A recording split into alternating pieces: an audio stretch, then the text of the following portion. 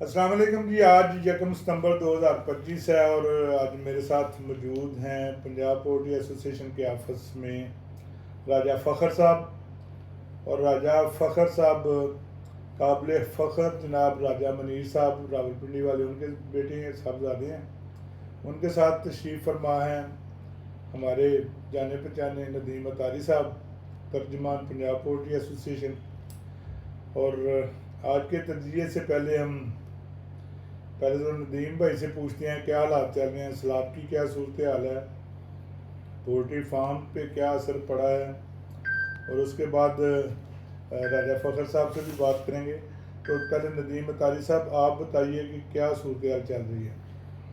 السلام علیکم جی, تمام دیکھنے اور سننے والوں کو بھی, اور پنجاب پولٹری کے اس پلیٹ فارم کا شکریہ جو بارہا اپنے رائے کے اظہار کے لیے استعمال کرتے ہیں. اور ہمارے دوست احباب اور پولٹری سے متعلقہ دوست بڑی توجہ اور محبت سے اس چینل کو دیکھتے بھی ہیں اور اس کی بڑھوتری میں اپنی معلومات کے ساتھ چینل کی گروتھ بھی کر رہے ہیں ماشاءاللہ. یقینی طور پہ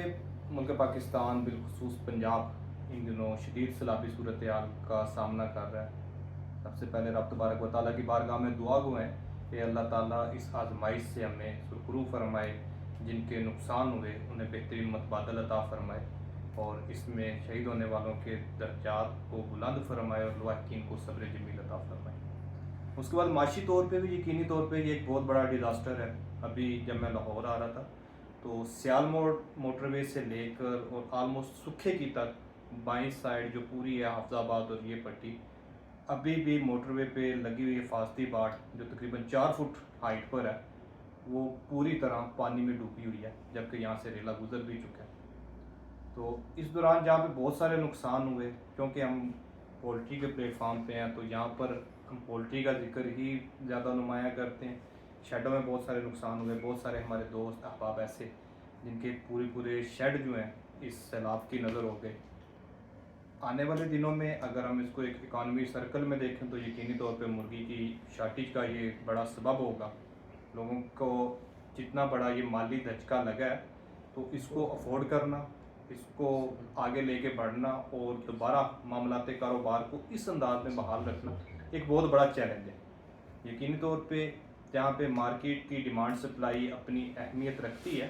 وہیں پہ ایک اب ذمہ داری میں سمجھتا ہوں کہ ریٹ نکالنا اور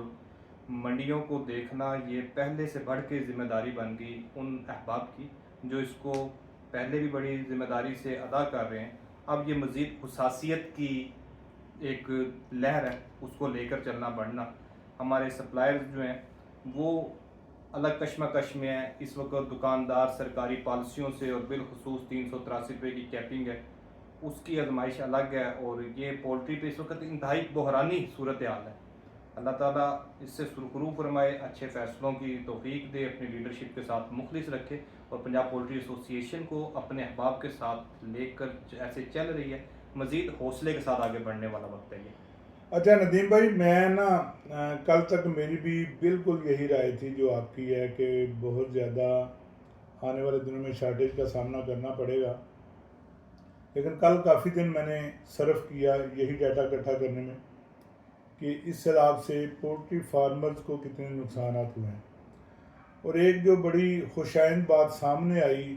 جو بڑی خوشی والی بات بھی ہے کہ پولٹری فارمرز بھائی ہمارے اس نقصان میں ان کی کافی بچت رہی, ان کی خوش نصیبی رہی کہ کچھ لوگوں نے جو نشیبی علاقوں میں تھے مال پہلے باہر نکال لیا, اور کچھ لوگوں کے فارم پہ پانی آیا لیکن اتنا نہیں آیا کہ کوئی بڑا نقصان کر سکے. نقصانات ہوئے لیکن اتنے نہیں ہوئے جتنا ہم لوگ سوچ رہے تھے. مارکیٹ کو آپ سمجھتے ہیں کہ یہ سپورٹ کر جائے گا؟ اگر یہ کل والا ڈیٹا, کیونکہ ہم نے بہت کوشش کی کہ ہمیں کوئی ایسے فارمرز ملیں جن کا ذاتی طور پہ جن کا اپنا نقصان ہوا ہو اور کتنا ہوا ہے یہ سامنے آئے, لیکن بہت چھوٹی سی فگرز جو ہے نا وہ سامنے آئی ہیں. تو یہ ایک بڑی خوش نصیبی ہے پولٹری فارمرز کی, ہمارے بھائیوں کی, وہ لمبے چوڑے نقصانات سے بچے ہیں. ہاں اکا دکا لوگوں کے نقصان ہوئے ہیں, لیکن اگر ہم مجموعی حجم کو دیکھیں تو وہ اس میں 1% سے بھی شاید زیادہ نہیں ہے. اچھا, تو یہ ایک بڑی خوش نصیبی رہی. اللہ کرے یہ تو اگر یہ ڈیٹا صحیح ہے, ہم تک معلومات صحیح پہنچی ہیں, تو پھر آنے والے دنوں میں شارٹیج کا سامنا نہیں کرنا پڑے گا. ہاں سیلاب آنے کے بعد اس میں ڈیزیز وغیرہ کا عنصر اب پایا جاتا ہے، وہ آ جاتا ہے، اس کی وجہ سے شاید تھوڑا سا مسئلہ بنے، لیکن مجموعی طور پر صورتحال ٹھیک رہے گی۔ تو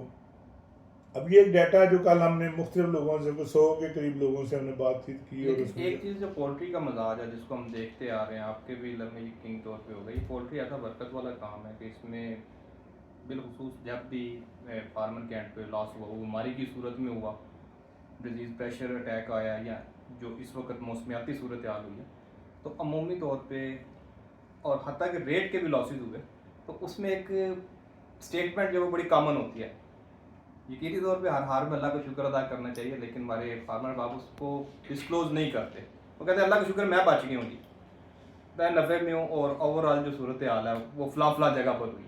تو یہ ڈیٹا بھی اس طرح وہ ڈیٹیکٹ ہوتا ہے، ہم امید بھی رکھتے ہیں، گمان بھی رکھتے ہیں کہ اس نقصان سے محفوظ رہے سب۔ یعنی جیسا کہ میں نے بتایا نا کہ بڑی خوش نصیبی والی بات ہے کہ ہمارے بہت سارے لوگ جو سیلاب زدہ علاقوں میں، کیونکہ عموماً جو فارم ہے وہ زمینی سطح سے تھوڑا سا بلند بنایا جاتا ہے، اس کی جو بنیاد رکھی جاتی ہے وہ تھوڑی ہائٹ پہ 2-3 فٹ 4 فٹ پہ رکھی جاتی ہے، یہ وجہ بھی ہے بچنے کی۔ اور دوسرے لوگوں نے جن کے مال تیار تھے انہوں نے سیلاب آنے سے پہلے جب خبریں چلیں تو نکال بھی لی، اور بہرحال میں نے بتایا نا کہ جو ڈیٹا ہم نے کل کلیکٹ کیا اس کے لحاظ سے نقصانات ہوئے ہیں، لیکن اتنے نہیں ہوئے جتنا ہمیں خدشہ تھا۔ ہاں، ہمارا جو گمان تھا وہ غلط ہوا، اور اللہ کا شکر ہے کہ نقصانات اس حد تک نہیں ہوئے جس حد تک سوچے گئے تھے یا بتایا جا رہا تھا۔ اب ہم راجہ فخر صاحب کی بات کرتے ہیں۔ راجہ فخر صاحب جیسا کہ میں نے بتایا راجہ منیر صاحب کے صاحبزادے ہیں، ایڈوکیٹ ہیں، لیکن جب والد کا بزنس مرغی کا ہے تو یہ بھی پولٹری میں دلچسپی لازمی طور پہ رکھتے ہوں گے۔ راجہ صاحب آپ اپنے بارے میں بتائیں، اپنے والد صاحب کے بارے میں بتائیں، اور آنے والے وقت کے بارے میں بتائیں کہ آپ کیا کرنا چاہتے ہیں، کہ آپ پولٹری کے بزنس میں ساتھ رہیں گے یا اس کو چھوڑتے ہوئے صرف ایڈوکیٹ کی طور پہ کام کریں گے؟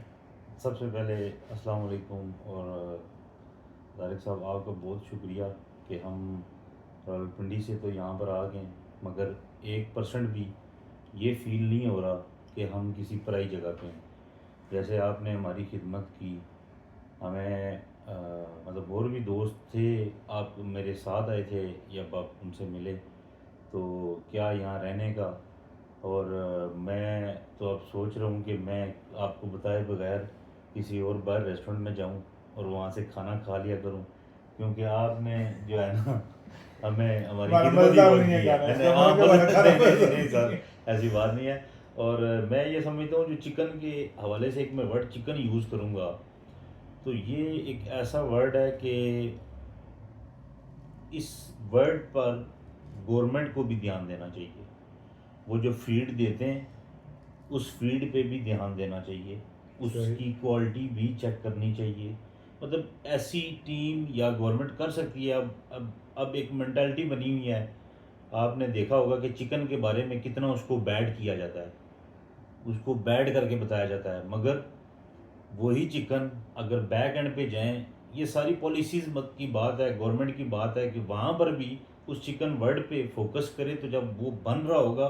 تو اس چیز کو اتنا پیوریفائی اور اتنا کوالٹی بہتر بنائی جائے کہ جو ہمارے لوگ، جو ہمارے پاکستانی ہیں جن کے پاس وہ اینڈ یوزر کے پاس چیز جاتی ہے، تو وہ جب کھائے تو اس کو اس کا فائدہ ہو، نقصان نہ ہو۔ مطلب گورنمنٹ اور ہر چیز پہ، کیا چینی آٹا اور سب چیز پہ نظر رکھتی ہے، میں نے دیکھا ہے، تو ایک چکن پہ جیسے اگر نقصان ہوا ہے تو میں سمجھتا ہوں کہ گورنمنٹ کی اچھی نظر رکھے، اور گورنمنٹ کی طرف سے جیسے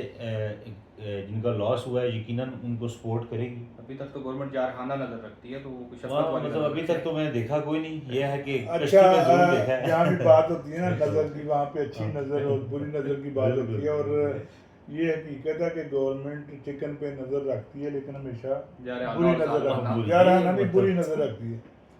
تو گورنمنٹ کو بھی یہ رویہ مجھے لگتا ہے کہ ان کو گورنمنٹ کو ساتھ اگر پارٹنر رکھیں نا تو پھر شاید ان کو بھی کچھ کیا کہتے ہیں اس وقت گورنمنٹ سب کی ماں بنی ہوئی ہے، لیکن ہم تو پارٹنر پولٹری سے جو ہے نا اٹھا رہے ہیں، ہماری نظر ستیلے بچوں والا اٹھا لیں، سلوک ہو رہا ہے۔ ستیلے ہم بچوں کی ریکویسٹ نظر کریں اٹھا گے کہ لیں۔ اس ستیلے بچے کو شفقت مادر چاہتے ہیں ہم بالکل ایسے ہی ہے۔ ستیلے بچے پہ بھی شفقت فرمائیے، بالکل۔ اور کم از کم اس کے جو اسٹیک ہولڈرز ہیں ان سے ایک میٹنگ کر کے ان کا حال ہی پوچھ لیا جائے۔ ہم گورنمنٹ سے یہی درخواست کریں گے بالکل بالکل بالکل کہ صحیح ہے۔ پولٹری کے اسٹیک ہولڈرز سے بھی میٹنگ کریں، ان کے احوال جانیں، ان کے مسائل کا پتہ کریں اور پھر کوئی فیصلہ کریں۔ اب ہم آتے ہیں جو روزانہ کا ہمارا تجزیہ ہوتا ہے، تو جو ہمیں میسیجز دوستوں کے آئے ہیں، جو منڈیاں رہی ہیں، اس کے مطابق رات کو جو 420 سے ریٹ 425 روپے اناؤنس ہوا، اس میں کل کی منڈی کی تیزی کا بھی اثر تھا، کچھ لوگوں کی خواہشیں بھی تھیں، بہرحال وہ غلط خواہشیں آج کھل کر سامنے آ گئیں۔ مارکیٹ 410 روپے تک اور بعد میں 400 روپے تک بھی بکی۔ تو کل کسی نے اسماعیل پولٹری گروپ میں کہا تھا کہ پولٹری اپنا قرض اپنے اوپر نہیں رکھتی، اگر ایک دن دو دن غلط فیصلہ کر لیا جائے تو وہ اگلے دن میں وہ واپس ہو جاتا ہے، اور یہ آج بھی صورتحال بالکل سامنے آ گئی۔ آج کی منڈی کی ہجان انگیزی جو ہے وہ آج خواہشات کا نتیجہ ہے یا بیجا خواہشات کا نتیجہ ہے۔ ان حالات کے مطابق آج ریٹ 410 روپے اناؤنس ہوا ہے، اور شام تک اس میں ریٹ میں کمی متوقع ہے، اور اگر کمی نہ بھی کی جائے تو لیس کی شکل میں کمی ہو جائے گی، اور لیس چلے گی تو پھر لوگ برا بھلا بھی کہیں گے۔ اس لیے چاہیے کہ اس کے ریٹ کو میرٹ کے قریب ترین رکھیں تاکہ لیس چلنے سے گریز کرائیں یا ہو۔ تو بہرحال ہمارا تجزیہ آپس میں بیٹھ کے اور دوستوں کی رائے سے اور لوگوں کے میسیجز پہ مبنی ہے، تو عموماً ٹھیک ہوتا ہے، لیکن ہم کہتے ہیں کہ یہ غلط بھی ہو سکتا ہے۔ پولٹری میں کوئی بھی چیز حتمی نہیں ہوتی، تو آپ لوگ اپنے مال کو مختار ہیں، اپنی صوابدید کے مطابق فیصلہ کریں، سیل کریں یا روکیں، یہ آپ کا اپنا فیصلہ ہے۔ ہمیں کل تک کے لیے اجازت دیں۔ اللہ حافظ۔